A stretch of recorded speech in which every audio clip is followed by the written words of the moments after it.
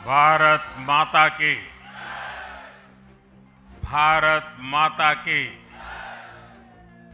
भारत माता की। भारतीय जनता पार्टी के नवीन अध्यक्ष माननीय नितिन नबीन जी, हमारे पूर्व अध्यक्ष जेपी नड्डा जी, भाजपा परिवार के अन्य सभी वरिष्ठजन, देश भर से आए कार्यकर्ता साथी,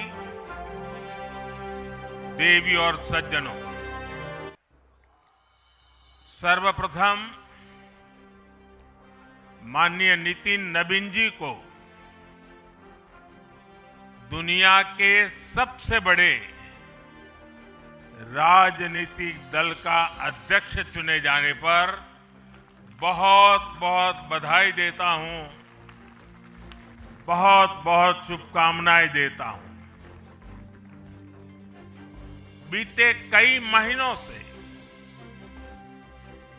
संगठन पर्व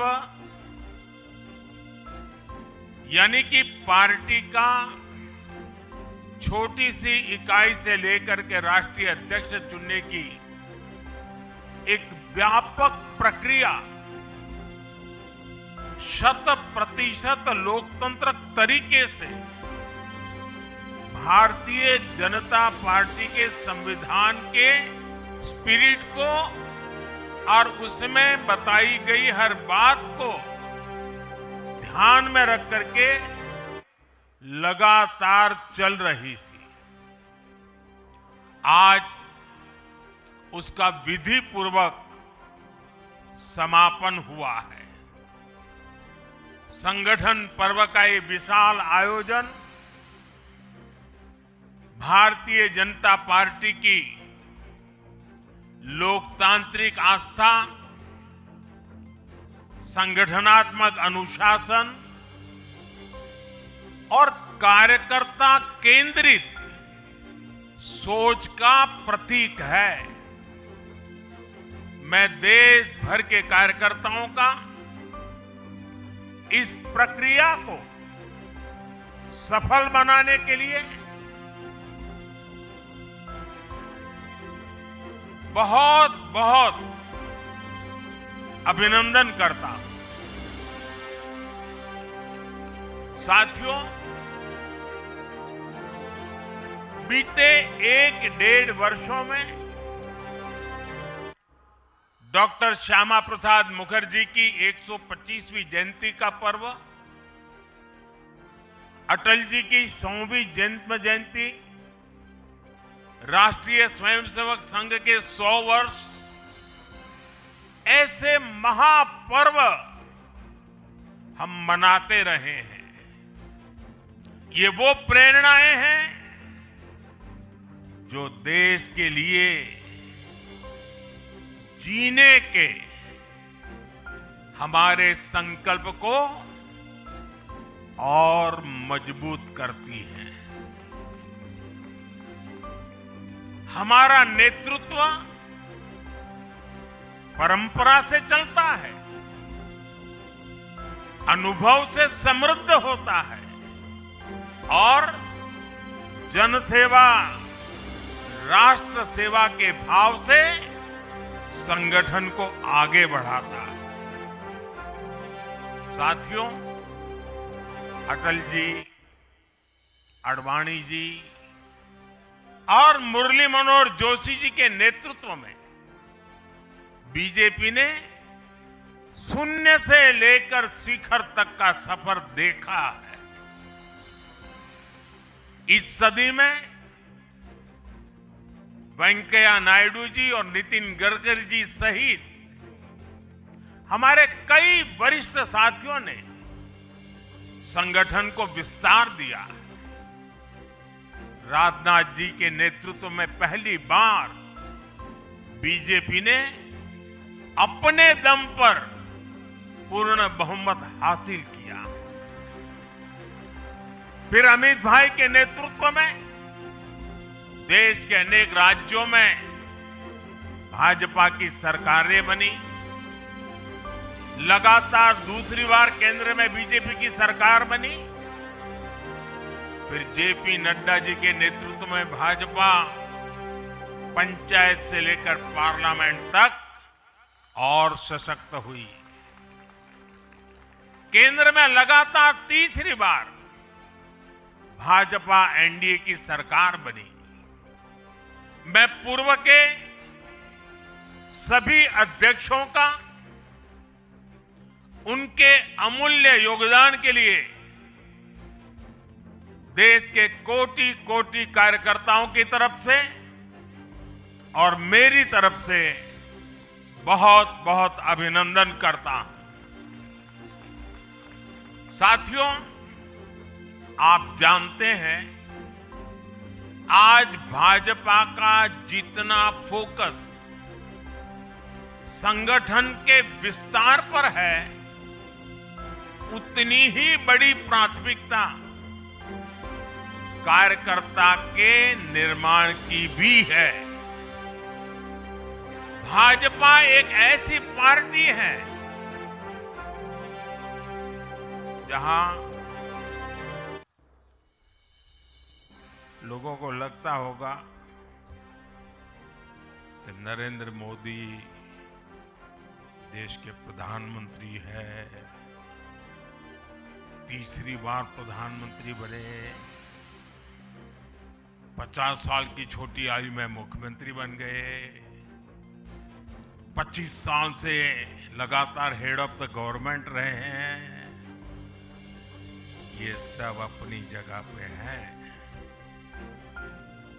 लेकिन इन सबसे भी बड़ी चीज मेरे जीवन में है, मैं भारतीय जनता पार्टी का कार्यकर्ता हूं।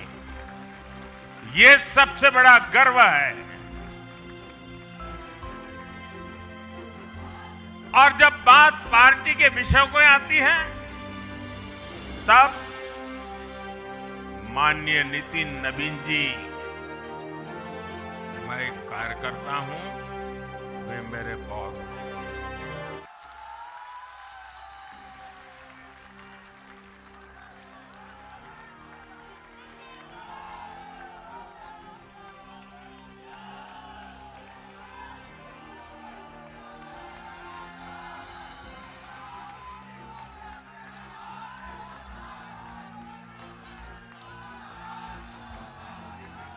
अब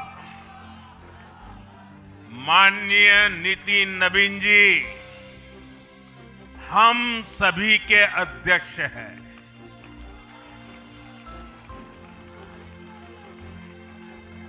और उनका दायित्व सिर्फ भाजपा को भी संभालना इतना नहीं है, एनडीए के सब साथियों के बीच भी उन्होंने तालमेल का बहुत बड़ा दायित्व भी देखना होगा। साथियों, माननीय नितिन जी के संपर्क में जो भी आया है, वो उनकी सरलता और सहजता की चर्चा जरूर करता है। बीजेपी युवा मोर्चा का दायित्व हो, अलग अलग राज्यों में प्रभारी के रूप में जिम्मेदारी हो, या फिर बिहार सरकार में काम करने का अनुभव हो, नितिन जी ने हमेशा जब जब जो जहां जो जिम्मेवारी मिली, अपने आप को उन्होंने साबित किया है। जिम्मेवारी देने वालों को भी उनके कार्य ने गर्व से भर दिया है। साथियों, ये 21वीं सदी है और देखते ही देखते 21वीं सदी के पहले 25 वर्ष तो पूरे भी हो चुके हैं। आने वाले 25 वर्ष बहुत महत्वपूर्ण है। ये वो कालखंड है जब विकसित भारत का निर्माण होना है और होना तय है।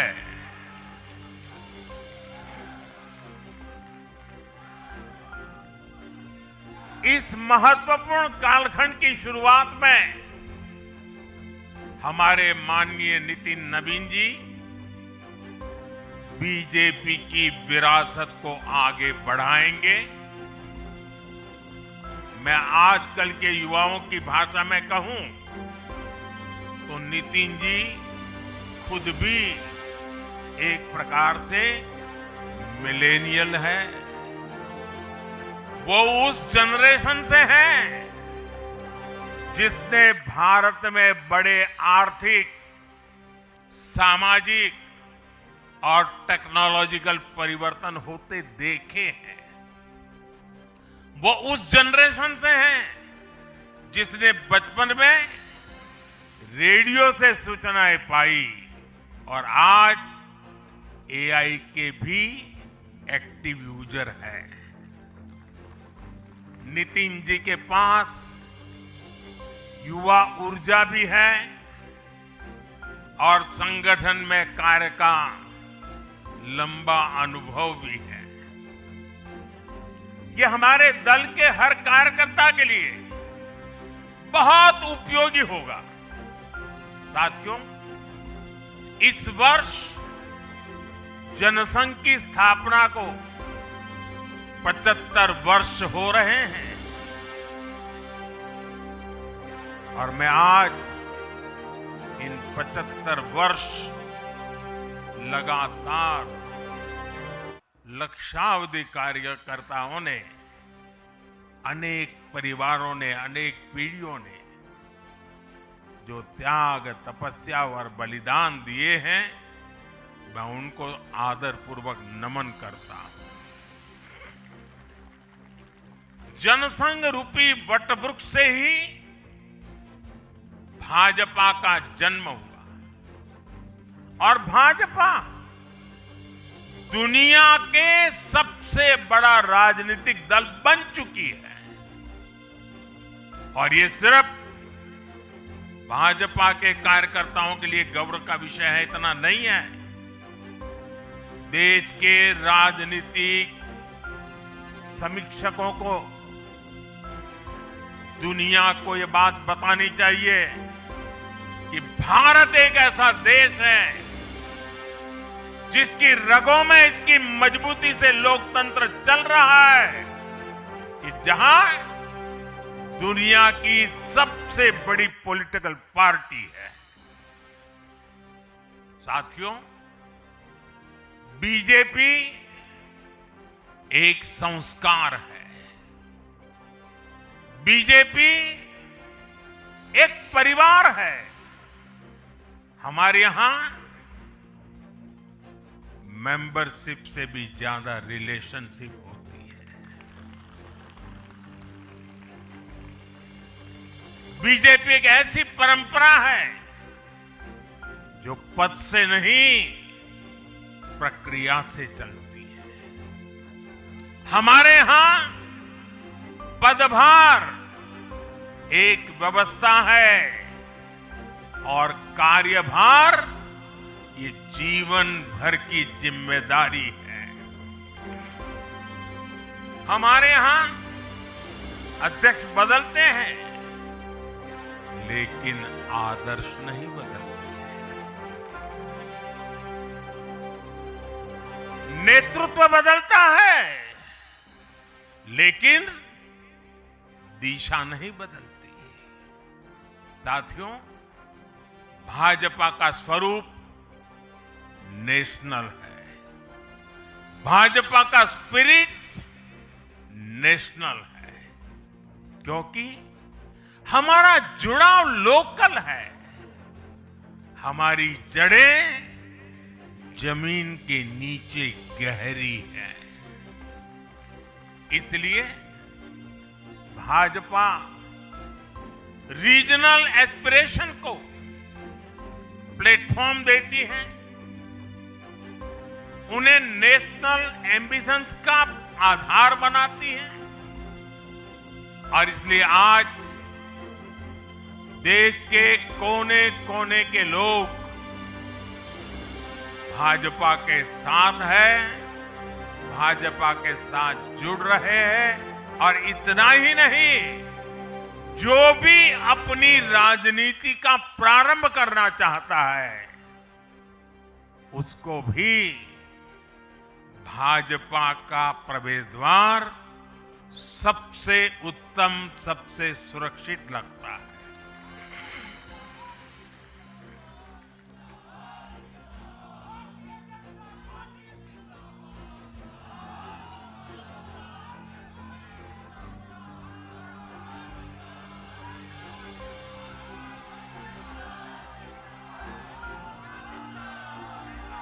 साथियों, जनता जनार्दन की सेवा ये हमारे लिए हमेशा सर्वोपरि रही है। हमने सत्ता को सुख का नहीं बल्कि सेवा का माध्यम बनाया है। इसलिए भाजपा पर जनता का विश्वास निरंतर मजबूत होता गया है। अगर बीते 11 वर्षों की ही बात करें तो भाजपा की यात्रा जन विश्वास अर्जित करने की अद्भुत यात्रा रही है। बीते 11 वर्षों में बीजेपी ने हरियाणा, असम, त्रिपुरा और ओडिशा में पहली बार अपने सामर्थ्य से सरकार बनाई। पश्चिम बंगाल और तेलंगाना में भाजपा जनता की एक बड़ी आवाज बनकर उभरी है। अक्सर होता यह है कि लंबे कार्यकाल के बाद सरकारों के लिए टिके रहना मुश्किल होता है, लेकिन बीजेपी ने इस ट्रेंड को भी तोड़ दिया है। गुजरात हो, मध्य प्रदेश हो, महाराष्ट्र हो, बिहार हो, इन सभी राज्यों में कई कार्यकाल के बावजूद बीजेपी पहले से भी बड़े जनादेश के साथ सरकार में लौटी है। साथियों, बीते 1.5-2 वर्षों में तो भाजपा पर जनता का भरोसा और मजबूत हुआ है। विधानसभा हो या स्थानीय निकाय, बीजेपी की स्ट्राइक रेट अभूतपूर्व रही है। इस दौरान देश में 6 राज्यों में विधानसभा चुनाव हुए हैं। इनमें से 4 चुनाव बीजेपी एनडीए ने जीते हैं। साथियों, आज भाजपा सिर्फ संसद और विधानसभा की नहीं बल्कि नगर पालिकाओं और नगर निगमों में भी पहली पसंद है। और इसका ताजा उदाहरण अभी हमारा महाराष्ट्र है। हाल में जो मेयर और पार्षदों के चुनाव परिणाम सामने आए, अभूतपूर्व है। बीजेपी महाराष्ट्र के स्थानीय निकायों में नंबर 1 पार्टी बनी है। कुल 29 में से 25 बड़े शहरों की जनता ने बीजेपी एनडीए को चुना है। कुल जितने पार्षद जीते हैं उनमें से 50% बीजेपी के हैं। ऐसे ही केरला भी आज बीजेपी के करीब 100 पार्षद हैं। केरला की राजधानी तिरुअनंतपुरम की जनता ने मेयर चुनाव में 45 साल बाद लेफ्ट से सत्ता छीनी और भाजपा पर भरोसा किया।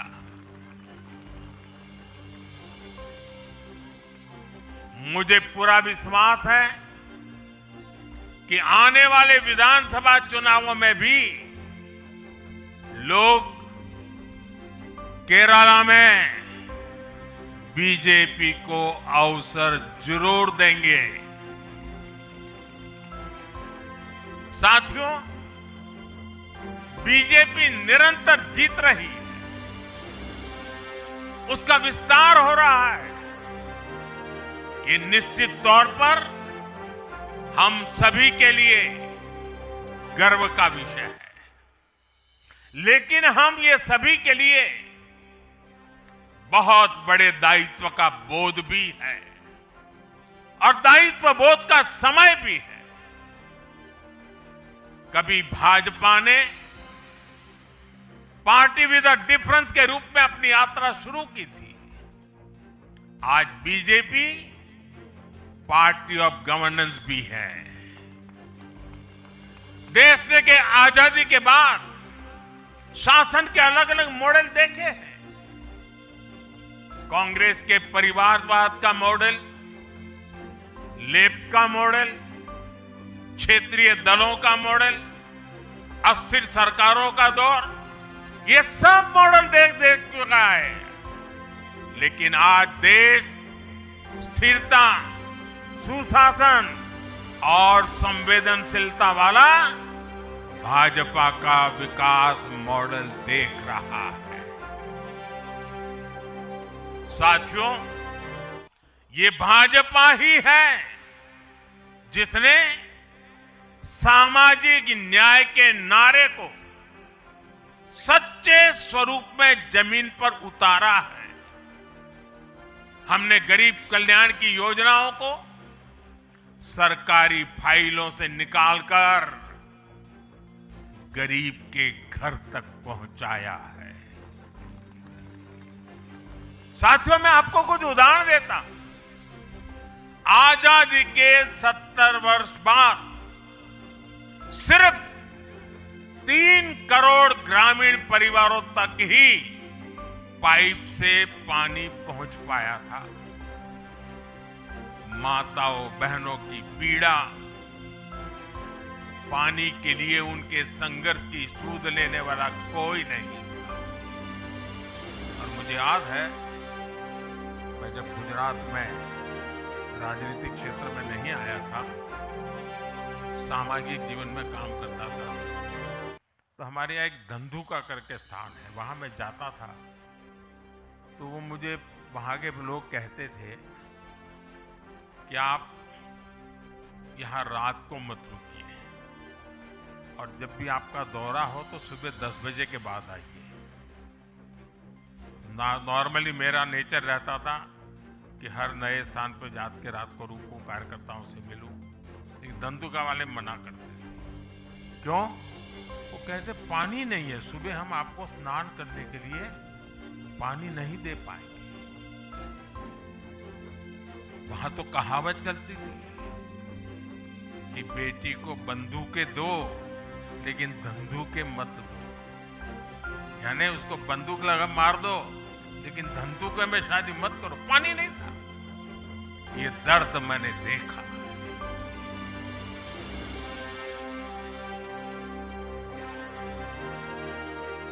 मैं धरती की सच्चाई से जुड़ा था। माताओं बहनों की पीड़ा अपनी आंखों के सामने देखी थी और तब हम जल जीवन मिशन लेकर आए और सिर्फ 5-6 साल में 12 करोड़ से ज्यादा परिवारों को नल से जल की सुविधा से जोड़ा।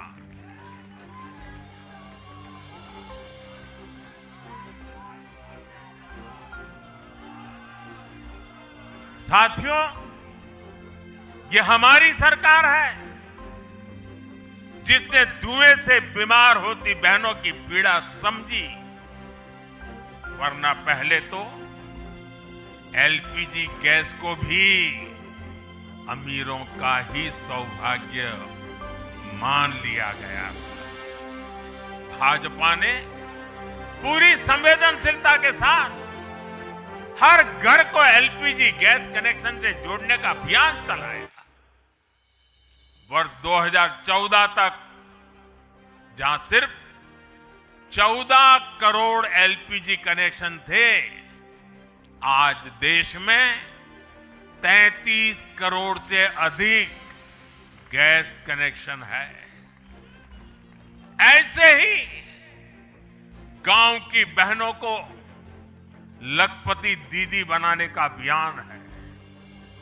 यह भी इसलिए संभव हो पाया क्योंकि भाजपा बहनों बेटियों के सपनों के प्रति संवेदनशील है। साथियों, एक जमाना था हम भी सुनते थे कि फलाना परिवार वो तो लखपति परिवार है, ढीकना परिवार लखपति परिवार है, यानी लखपति होना बहुत बड़ी बात मानी जाती थी। ये मोदी है जो सपने देखता है कि मेरे गांव की गरीब मां भी लखपति दीदी बनेगी।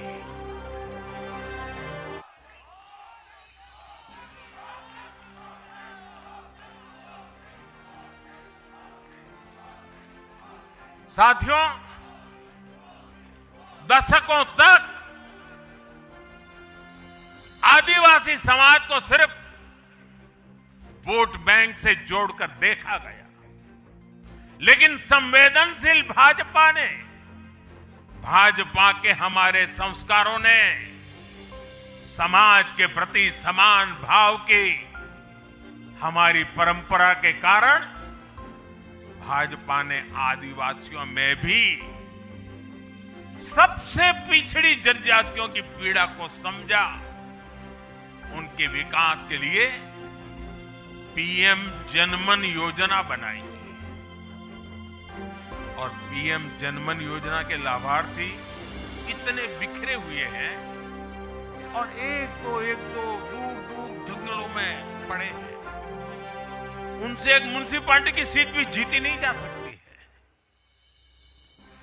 वोट के हिसाब से कोई उनकी तरफ देखेगा नहीं, लेकिन जब वोट से ऊपर उठ करके संवेदनाएं होती हैं, समाज का कल्याण हमारे संस्कार होते हैं, तो पीएम जनमन योजना जन्म लेती है। आदिवासियों में भी अति पिछड़ा संख्या में भले ही कम है, लेकिन उनके प्रति हमारी संवेदना में कोई कमी नहीं है। साथियों, हमारा नॉर्थ ईस्ट, वहां वोटर उतने नहीं है, सीट भी उतनी नहीं है, इसलिए कांग्रेस की सरकारों में उन्हें वर्षों तक उपेक्षित रखा गया। लेकिन संवेदनशील भाजपा ने नॉर्थ ईस्ट को दिल से भी जोड़ा और दिल्ली से भी जोड़ा। एक और उदाहरण आकांक्षी जिलों का है। हमारे देश में 100 से अधिक जिले ऐसे थे जिनको कांग्रेस सरकारें पिछड़ा घोषित करके भूल गई थी। इन जिलों को पनिशमेंट पोस्टिंग के लिए इस्तेमाल किया जाता था, यानी जिन अधिकारियों को सजा देनी होती थी तो उन्हें वहां भेजा जाता था। हमारी भाजपा सरकार ने इन जिलों को आकांक्षी जिले घोषित किया और प्राथमिकता के आधार पर इनके विकास के लिए काम किया। आज ये आकांक्षी जिले विकास के कई पैरामीटर्स पर अन्य जिलों से बेहतर प्रदर्शन कर रहे हैं, राज्य की एवरेज की बराबरी आकर के खड़े हो गए। साथियों, भाजपा का मंत्र है पिछड़ों को प्राथमिकता, पिछड़ों को प्राथमिकता। जिनकी किसी ने सूद नहीं ली, हमने उनकी साधना की है। जिनको किसी ने पूछा नहीं, मोदी ने उन्हें पूजा है। हमारी कार्य संस्कृति सर्वसमावेशी है, सर्वांगीण है, सर्वस्पर्शी है, सर्वहितकारी है, सर्व कल्याणकारी है। और ये कार्य संस्कृति गरीब को समान अवसर देने वाली है, गरीब को सशक्त करने वाली है। इसी वजह से सिर्फ एक दशक में 25 करोड़ लोगों ने गरीबी को पराजित किया है। और ये 25 करोड़ लोग कौन हैं? इनमें सबसे अधिक दलित, पिछड़े और आदिवासी परिवार है। साथियों, बीते वर्षों में जन विश्वास की जो पूंजी हमने अर्जित की है, उस भरोसे को कायम रखना बहुत बड़ी जरूरत है। देश की जनता 2047 तक विकसित भारत बनाने के लिए संकल्पित है। इसलिए बीते 11 वर्षों में रिफॉर्म्स की जो यात्रा हमने शुरू की है, वो अब रिफॉर्म एक्सप्रेस बन चुकी है। हमें राज्यों के स्तर पर, शहर की इकाइयों के स्तर पर, जहां भी भाजपा एनडीए सरकारें हैं, वहां रिफॉर्म्स की गति तेज करनी है। भाजपा सिटी गवर्नेंस का भी एक नया मॉडल देश के सामने प्रस्तुत कर रही है। इस लक्ष्य के साथ हम आगे बढ़ना चाहते हैं।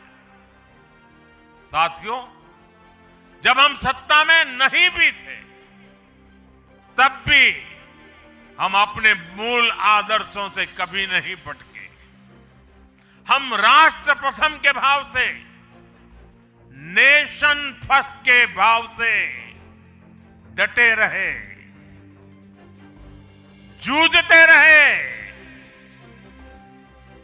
संकटों को झेलते रहे, जज्बात बढ़ाते रहे और जीतते भी रहे। हम वो लोग हैं, हमारा वो चरित्र है, हमारे वो संस्कार है। खुद से बड़ा दल और दल से बड़ा देश, ये भाजपा के हर कार्यकर्ता का संस्कार है, भाजपा के हर कार्यकर्ता का जीवन मंत्र है। इसी भाव के साथ बीते 11 वर्षों में हमने अनेक चुनौतियों पर विजय पाई है। जम्मू कश्मीर से आर्टिकल 370 की दीवार गिराना हो, 3 तलाक के खिलाफ कानून बनाना हो, इनको कभी असंभव माना जाता था। आज ये हकीकत बन चुके हैं।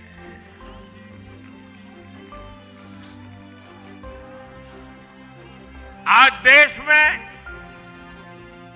माओवादी आतंक भी अपनी अंतिम सांसें गिन रहा है।